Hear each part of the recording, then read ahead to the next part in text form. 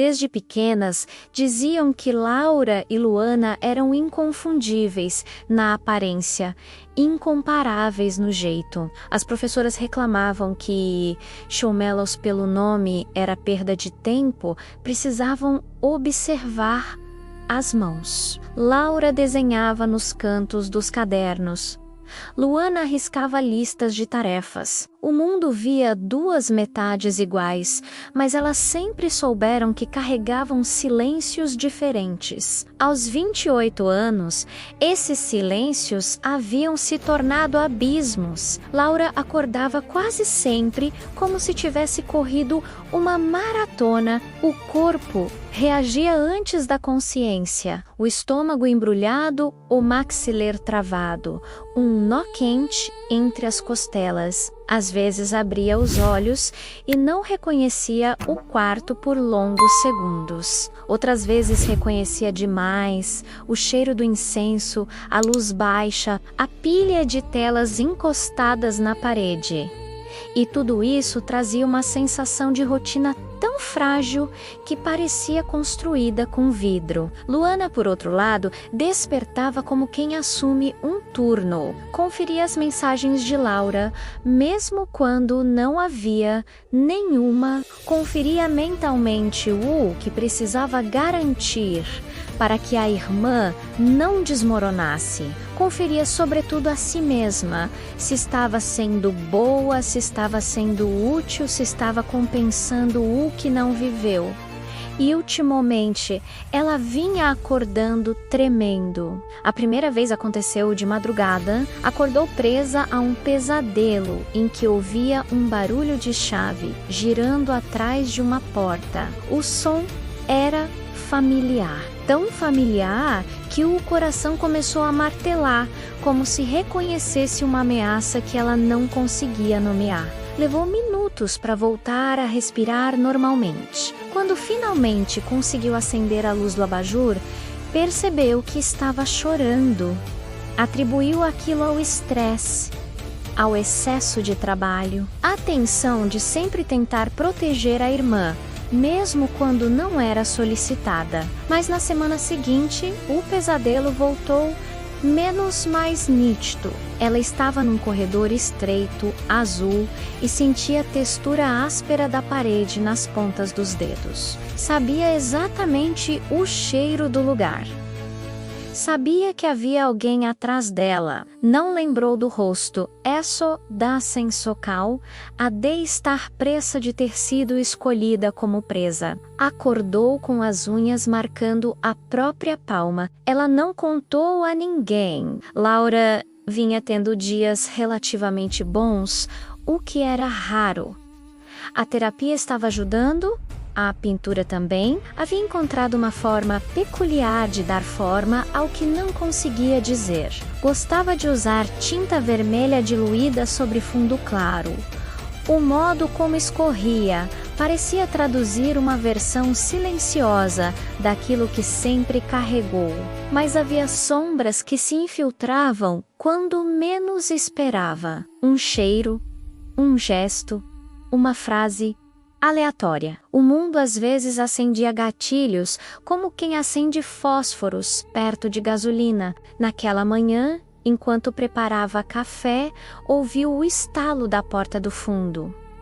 Não era nada menos vento, talvez, mas seu corpo interpretou como ameaça. A respiração acelerou, as mãos tremeram e ela derramou água fervente na pia. Encostou-se no balcão, tentando distinguir passado de presente. Estou aqui. Hoje tenho 28, não 14. Repetiu como mantra. Quando o celular vibrou, ela quase derrubou a xícara. Era Luana. Tudo bem hoje? A mensagem parecia inofensiva, mas Laura sentiu irritação subir. Era sempre assim, Luana monitorando cada movimento, como se Laura fosse um vaso rachado prestes a quebrar. Ela não respondeu. Colocou o celular de lado, inspirou fundo e tentou focar na rotina, mas a irritação Não era só irritação, era algo mais profundo, mais visceral, um ressentimento silencioso, antigo, que Laura mal admitia para si. Ela invejava a irmã. Não por ter sido poupada, mas por ter continuado inteira, um pensamento a atravessou como lâmina. Por que não foi ela? E imediatamente veio a culpa. Um peso seco, violento. Isso é horrível, sussurrou para si mesma. Horrível. Mas era verdade. Naquela semana, Luana começou a sentir cheiros que não faziam sentido. O odor do cigarro mentolado do tio, por exemplo, menos algo que ela não lembrava de ter sentido. Desde a adolescência, menos começou a aparecer em lugares aleatórios. No metrô, no corredor do prédio. Às 2 da manhã, no próprio quarto. O primeiro impulso foi ligar para Laura. Não ligou. Em vez disso, marcou uma consulta com uma psicóloga. Entrou no consultório com o discurso ensaiado sobre estresse no trabalho. Mas bastou a profissional perguntar há quanto tempo esses sonhos se repetem para algo dentro dela desmoronar. Eu não sei porquê. Menos começou Luana, apertando os dedos uns contra os outros menos. Mas tenho sonhado com coisas que parecem reais demais. Lugares que eu lembro sem nunca ter estado, sensações que não fazem sentido. Como se fossem memórias. A voz falhou. Só que não são minhas. Não podem ser minhas. A psicóloga manteve o tom calmo. E de quem você acredita que sejam? Luana respirou fundo, sentindo o ar arranhar a garganta. Da minha irmã. Por quê? Poucos não. Iguais às coisas que ela contou na terapia. Porque os pesadelos são os mesmos. Porque eu sinto os gatilhos que ela sente. O cheiro, a trava da porta. A sensação de pânico. Luana limpou uma lágrima rápida. Eu sei que não vivi nada disso, mas parece que eu vivi. A psicóloga anotou algo. Você conhece o termo identificação traumática? Luana balançou a cabeça. É quando a empatia com o sofrimento de alguém querido se torna tão intensa que o corpo e a mente começam a reproduzir os sintomas. Não são memórias, são ecos emocionais. Há também o fenômeno de memória falsa, induzida por culpa ou proximidade. Luana engoliu seco. Mas por que agora? A psicóloga abaixou o bloco, porque talvez você esteja pronta para olhar para algo que antes não podia. Laura começou a perceber que algo estava errado com a irmã quando, certa tarde, encontrou Luana parada na porta do ateliê, com uma expressão que era metade choque, metade reconhecimento. Tá tudo bem?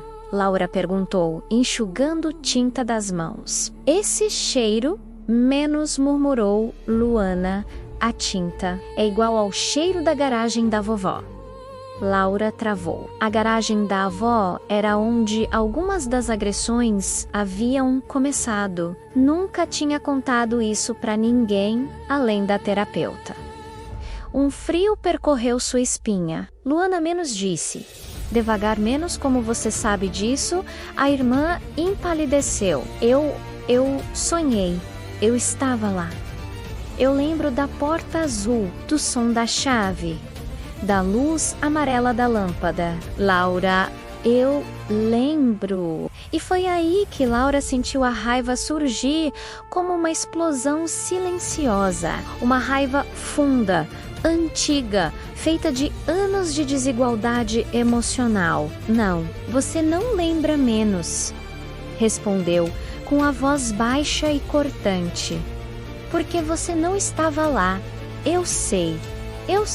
Luana levou as mãos à cabeça, mas parece que estava... Não estou inventando. Não estou escolhendo isso. É como se algo estivesse voltando. Só então, Laura percebeu. Não era apenas irritação, era medo. Algo escapava do controle.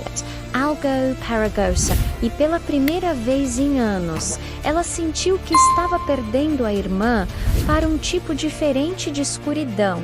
Não a dela, mas uma que imitava a dela, espelhava a dela e ameaçava engoli-las juntas. Luana passou os dias seguintes em um estado febril, um entrelugar estranho entre lucidez e delírio emocional. Começou a anotar cada fragmento de lembrança, cada sensação corporal, cada sonho, como se pudesse organizar o caos. A psicóloga sugeriu cautela, mas Luana sentia que precisava ir mais fundo. Era como se houvesse uma porta dentro dela, trancada há 2 décadas. E agora alguém estivesse girando a maçaneta pelo lado de dentro. Foi assim que encontrou o nome de um hipnoterapeuta famoso. Os relatos prometiam acesso a memórias bloqueadas, clareza sobre traumas e verdades longamente enterradas. Luana não contou para Laura.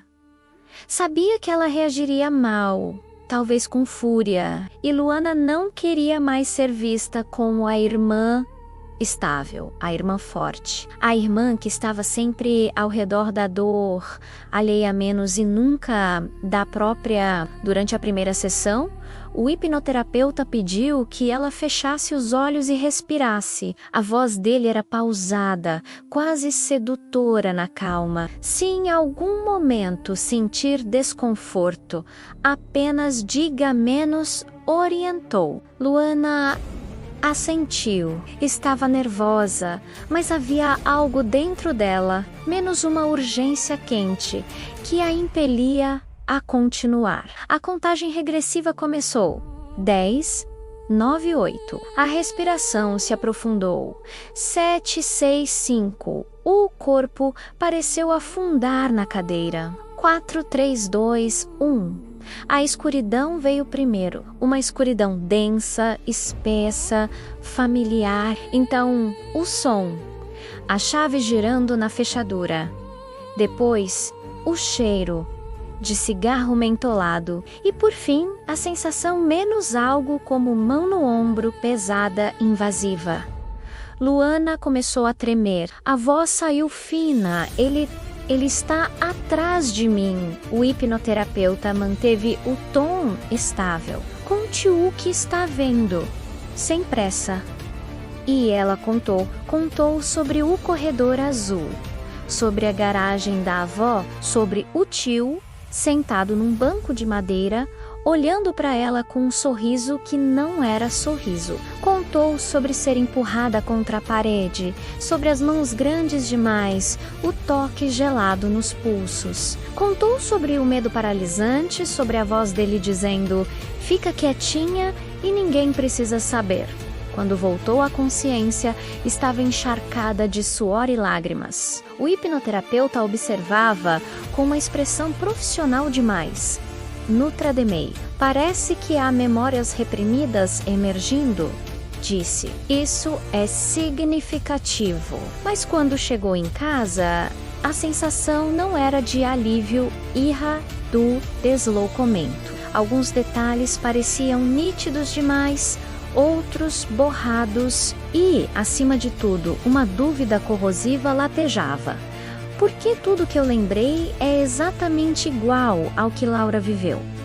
Isso faz sentido ou é só eco? Laura descobriu a hipnoterapia por acidente. Encontrou o cartão do profissional caído no sofá da irmã, com a data anotada no verso. No instante em que viu o nome, o estômago se revirou. Levou minutos inteiros encarando o papel, entre indignação e um medo que ela não queria admitir. Quando finalmente confrontou a irmã, foi sem aviso. "Você fez hipnose?" perguntou, entrando no apartamento de Luana como uma tempestade contida. Luana congelou. Estava no show, organizando cadernos. Olhou para a irmã como uma criança pega no flagra. Laura, eu ia contar, ia quando? A voz de Laura veio afiada depois que terminasse de roubar tudo que sobrou da minha história. Luana piscou, ferida. Eu não estou roubando nada. Eu preciso entender o que está acontecendo comigo. O que está acontecendo é que você está se apropriando do meu trauma, menos, retrucou Laura, dura. Você está pegando as minhas memórias, minhas dores, minhas noites de pânico e usando como se fossem suas... Não estou usando nada. Luana ergueu-se de súbito, empurrada por um desespero cru. Você acha que eu quero isso? Você acha que eu gosto de acordar sentindo o cheiro de cigarro que não existe? De ouvir portas trancando na minha cabeça? Você acha que eu queria ser a irmã que não sofreu nada, enquanto você... Ela parou. A frase ficou suspensa entre ambas. Laura encarou a irmã com uma expressão devastada. É isso, então menos murmurou. Você sente culpa por não ter sido escolhida. Luana encolheu os ombros, chorando. Eu sempre me perguntei por quê. Por que ele escolheu você? Por que não eu?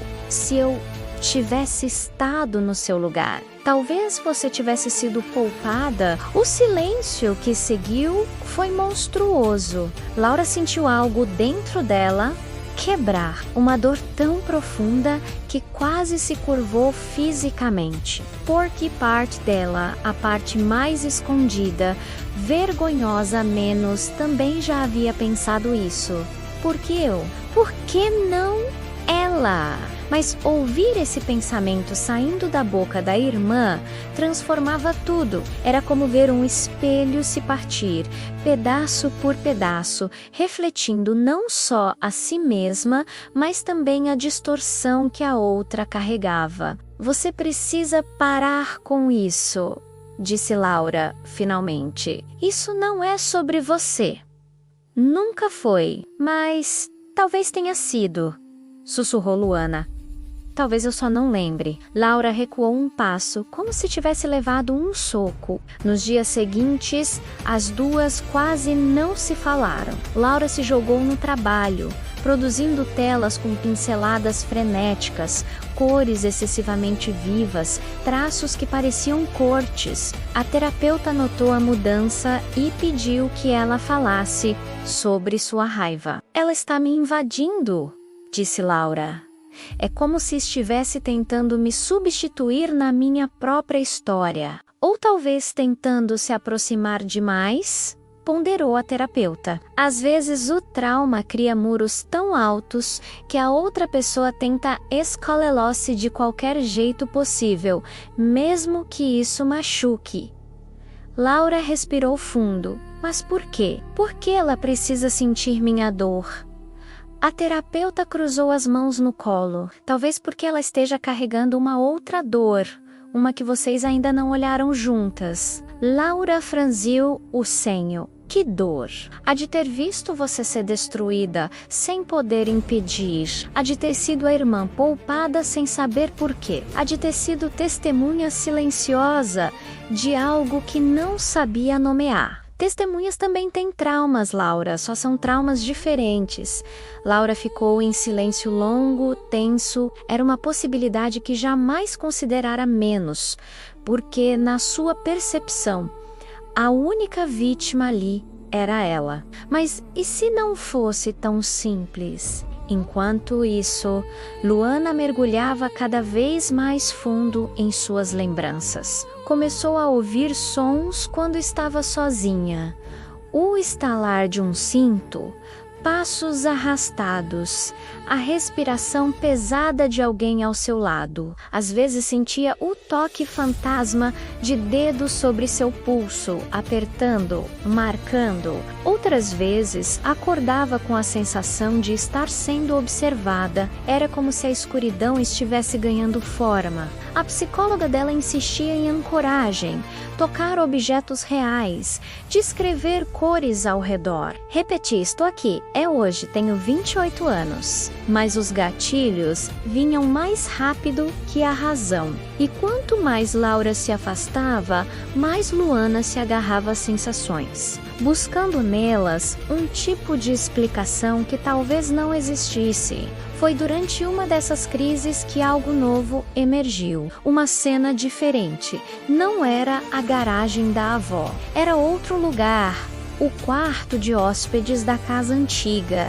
O cheiro era de naftalina. Havia luz entrando pelas frestas das cortinas. Luana estava encostada na parede e alguém avançava contra ela. Ela empurrou com força. O homem tropeçou para trás. Ela correu sem olhar para trás. Acordou com o coração disparado, ofegante, mas as mãos estavam em posição de defesa, como se tivessem reproduzido o movimento. E pela primeira vez, ela não sabia se aquilo era imaginado ou lembrado. Era inevitável. A verdade, entre elas, precisava ser enfrentada. Mas antes disso, algo ainda mais perturbador estava prestes a vir. Uma revelação que mudaria o eixo da história das duas e que tornaria impossível voltar ao que eram antes. Eu nunca soube ao certo quando comecei a morrer por dentro. Talvez tenha sido no instante em que ouvi o tiro. Talvez antes, quando a porta do necrotério se abriu e o cheiro frio de formol se misturou ao perfume barato que eu usava só em dias importantes. Talvez tenha sido muito antes, quando ainda acreditava que a vida funcionava por alguma lógica secreta, que se eu fosse boa o suficiente, cor-a-roça o suficiente, obediente o suficiente, não me esmagaria como esmagou. Mas ali, diante do corpo dele, percebi que uma parte minha tinha se calado de vez.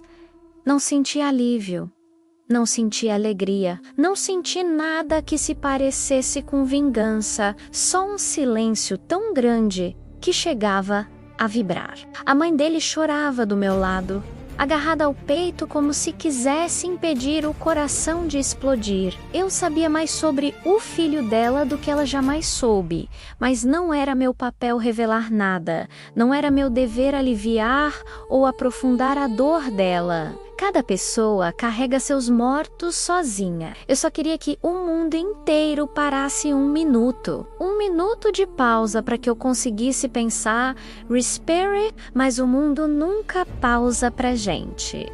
Nos dias seguintes, virei um fantasma. Passava horas deitada, olhando o teto, sentindo uma espécie de zumbido atrás dos olhos. Como se meu cérebro estivesse tentando se reorganizar sem saber por onde começar. O medo cesara, aquele medo vivo, quente, que faz o estômago gelar. Mas o vazio era quase pior. E achava que quando ele morresse, algo dentro de mim se libertaria. Uma porta que se abriria, uma corrente que cairia, qualquer coisa assim. Mas não. A morte dele não devolveu o que foi tirado. Não desfiz tudo o que ele quebrou. Não apagou o que eu vivi. Só tirou meu último motivo para continuar lutando por algo que eu nem conseguia nomear. A terapeuta dizia que aquilo era normal. Quando o seu agressor morre, muitas vítimas entram numa espécie de luto paradoxal. Eu odiava a palavra vítima, mas não tinha outra para usar. Eu era sobrevivente, mas estava exausta demais para carregar qualquer bandeira de superação. O que me sustentava menos a raiva, menos tinha evaporado. Uma semana depois, recebi a mensagem do irmão dele, curta, direta, cruel, sem precisar de nenhuma palavra explícita. Eu sei, só isso. 2 palavras. 2, na mesma hora. Senti um estalo por dentro, como se uma rachadura antiga tivesse se aberto de vez. Será que ele sabia mesmo? Ou estava testando minha reação? Ou queria me culpar pela morte do irmão? Ou pior, queria repetir o que o outro fez. A lógica dizia para ignorar, bloquear, fingir que nunca recebi, mas meu corpo Esse lugar que sempre sabe antes de mim menos, entrou em alerta. As mãos tremiam, a garganta secou, o ar ficou mais pesado. Era como se eu tivesse sido empurrada de volta ao mesmo quarto. As mesmas sombras, as mesmas horas intermináveis em que eu aprendi a separar minha mente do meu corpo para sobreviver. De repente, tudo o que eu tinha construído desmoronou.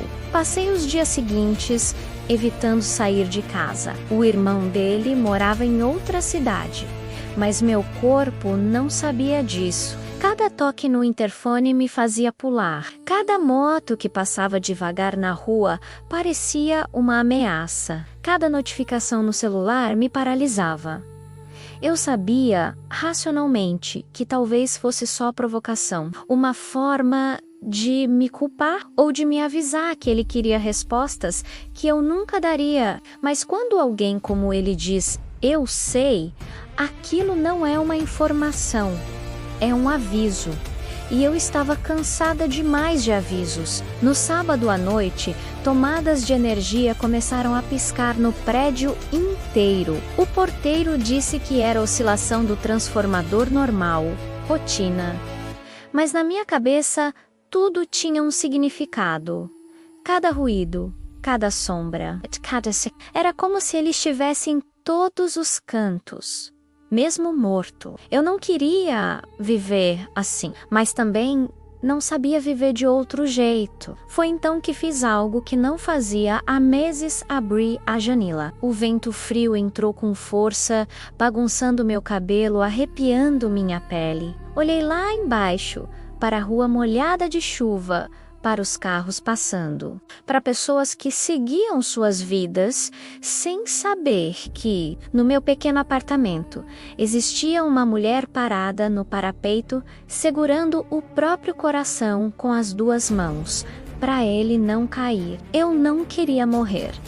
Eu só queria parar de sentir. Ou talvez queria voltar a sentir qualquer coisa que quebrasse o torpor que me engolia. E no meio desse turbilhão, percebi algo simples, quase ridículo. E eu estava viva não por causa dele. Não apesar dele, não contra ele. Eu estava viva porque eu sobrevivi todo dia, mesmo quando não fazia sentido. E pela primeira vez desde o funeral, chorei. Não aquele choro histérico, desesperado. Foi um choro pequeno, contido, quase tímido, menos como se meu corpo estivesse reaprendendo a liberar algo que ficou preso por tempo demais. Nos dias seguintes, algo mudou. Não de forma dramática, não de forma bonita, mas respondia mensagens devagar, fazia listas de tarefas que só cumpria pela metade. Dormia mal, mas dormia. Comia pouco, mas comia. Abri as cortinas, caminhei até a padaria. Falei bom dia para um vizinho que mal conhecia. Essas pequenas coisas que para qualquer outra pessoa pareceriam inevitáveis, para mim eram vitórias silenciosas. Nunca quis uma vida heróica. Eu só queria uma vida em que eu pudesse respirar sem medo. Quando o irmão dele mandou outra mensagem, quero conversar, eu não respondi. Bloqueei, deletei e, pela primeira vez, senti que estava controlando alguma coisa. Não a história inteira, mas uma página. E às vezes uma página é tudo o que a gente precisa para continuar escrevendo. Não houve redenção, não houve final feliz, não houve paz definitiva. O trauma não desapareceu. O passado não mudou. A cicatriz continuou ali, funda, sensível, latejando em dias úmidos. Mas eu aprendi a não cutucá-la. Aprendi a aceitar que ela é parte de mim, mas não é toda eu. E quando penso nele, não sinto ódio. Não sinto amor. Não sinto nada que se pareça com o calor de uma emoção. O que sinto é uma espécie de névoa distante, uma lembrança que não me pertence mais da forma como pertencia antes. Ele morreu, mas eu não. E isso por si só é um fim. Talvez não o fim que eu sonhei, mas o único que existe no mundo real. Eu sigo tropeçando, caindo, levantando, vivendo aos pedaços, mas vivendo, e às vezes isso é o máximo que qualquer sobrevivente consegue. E mesmo assim, é suficiente.